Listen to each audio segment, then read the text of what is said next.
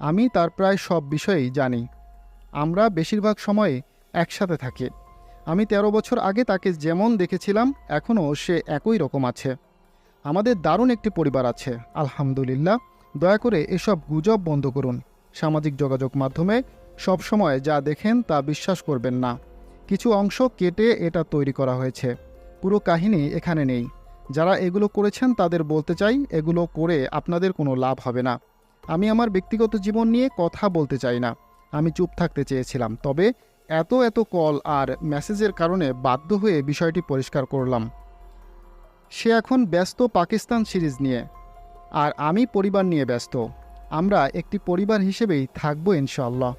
শেষে শিশির লিখেছেন, আমি সাকিবের সঙ্গে আমার কোনো ছবি কিংবা ভিডিও ডিলিট করিনি। আমি সেগুলোকে প্রাইভেট করে রেখেছি।